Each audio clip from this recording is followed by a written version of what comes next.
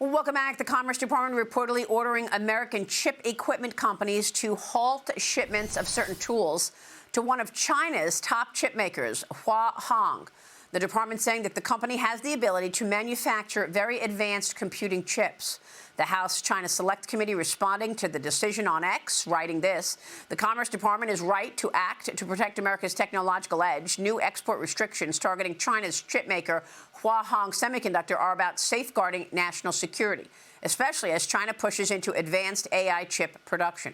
Joining me now is Michigan Congressman John Moolenaar. He is the chairman of the House China Select Committee. Mr. Chairman, thanks very much for being here this morning. Good to see you again. Good to see you, Maria. Thanks for having me. And I want to get your reaction here.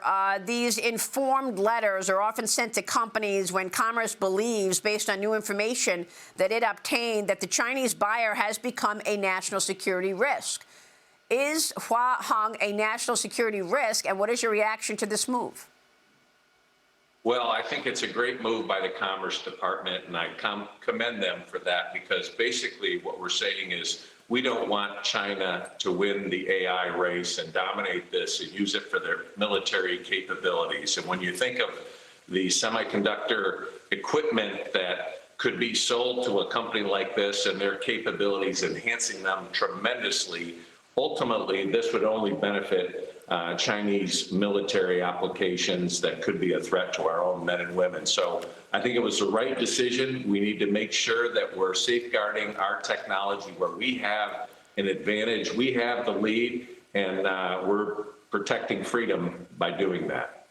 Now, there's a debate within the Silicon Valley community right now as far as what to send to China.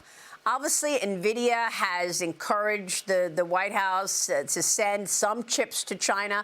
There are others who believe we should not be sending anything to China because they will in some way use it against us and use it as part of the manufacturing process to beat the U.S. Where do you stand on that? Should the U.S. be sending anything with regard to semiconductor chips to China? Well, I think it's an important debate to have and do it publicly. And where I stand is that we should have what we call a rolling technical threshold that says we recognize our economies are intertwined. We want to be able to sell them some products, but let's do it in such a way that our lead in this area either stays the same or increases. So we help them improve incrementally, but not exponentially. And to me, that's where we should land on this. So I don't believe this philosophy that says, hey, the more they sell them, we sell them, the more dependent they will get on us, and they won't develop their own technologies. We've seen in sector after sector how they try and dominate these fields and steal our technology. And so to me, it makes sense to have them be able to buy some things, but have clear restrictions that help us stay in the lead. Well, I mean, we should point out that they were very clear in terms of specifying that this is a Chinese company, Hua. So the idea that this is a negotiating tactic going into the meeting with Xi Jinping perhaps gets, maybe that's not a negotiating tactic since they're specifying this company. What are your thoughts about this upcoming Trump-Xi meeting on May 14th and 15th? What do you want to hear at that meeting? What would you like the president to press Xi Jinping about with regard to these national security issues, sir? Well, I think, first of all, he's done a great job securing our critical minerals, and the president has really had an all-hands-on-deck in the administration, and that's what Xi Jinping threatened last time, cutting off our access to rare earths, which affects our manufacturing.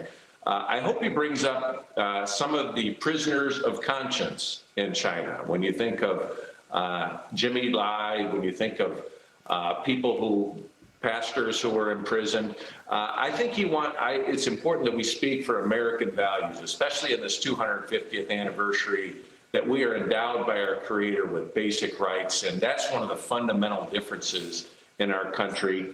Obviously agricultural products, making sure that China continues to purchase what they promised they would, and having them follow up on these commitments. The fentanyl issue that the president appropriately addressed, we want to make sure there's progress on that, and they are no longer poisoning Americans through their illicit fentanyl trade.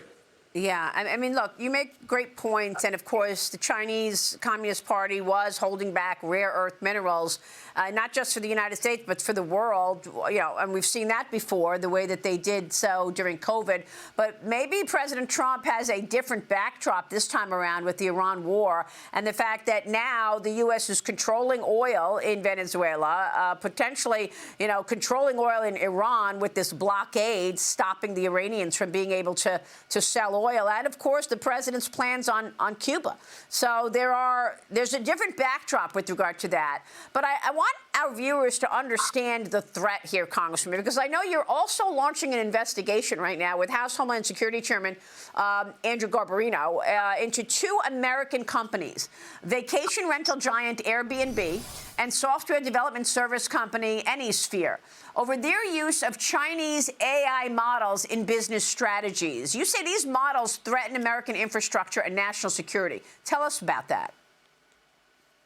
Well, you know, it's something that consumers who are renting and using these applications to provide for their family vacation should be aware of. When these American companies build on AI models that are Chinese rather than American, they are under basically the Chinese law that says if the CCP asks for that data about those individuals, they are required to turn that over. So they're losing a tremendous amount of privacy. It also gives the Chinese Communist Party access to information about America that we don't want them to have. So there's a national security aspect to it, as well as a personal freedom that we're giving up as Americans when we allow companies to build on these Chinese AI models.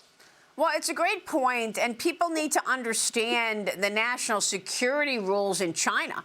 Like, you know, it's not just those two companies, but there are plenty of American companies using Chinese software, Chinese, you know, components that may very well open them up to surveillance. And so, you know, whether it's cameras or chips or whatever it is that's being done in China may open people up to surveillance. And so it's important that you raise this. I mean, this conversation gets us into AI as well. As you mentioned, the U.S. has to win this, but Vermont Senator Bernie Sanders has been against data centers. He held a panel discussion in Washington, partnering with top AI leaders, including two from China, calling for what he's saying that he wants global cooperation on advancing AI tech. Watch this. One might think that given the risk of extinction that people are talking about, there would have been a pause on AI development as we figured out how to make this technology safe, how to make this technology serve humanity, not threaten our very existence. I suspect that most people in the United States, China, and around the world believe is that we need international cooperation between the nations of the world to prevent the possibility of a cataclysmic development. We need to cooperate. We need dialogue. Mr. Chairman, I don't think he sees it the way we're watching this play out, where China's trying to beat us. House Intelligence Committee Chairman Rick Crawford was on this program and spoke about Senator Sanders' move. Watch this.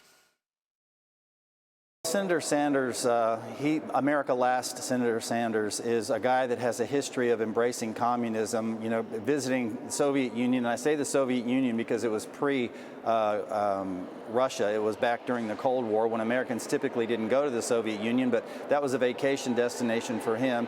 He embraces Chinese communism, and all I can say is if it quacks like a duck, walks like a duck, it's a duck. Senator Sanders is a communist. How he ever got elected is beyond me, and he is a threat to national security. Then there's Senator Bernie Moreno, Mr. Chairman. Here's what he said. Watch this. The fact that Bernie Sanders is bringing Chinese scientists to talk about why we should wait on AI is obscenely ironic, given that China would love nothing more than for us to put a moratorium on AI, because they could then win the AI race.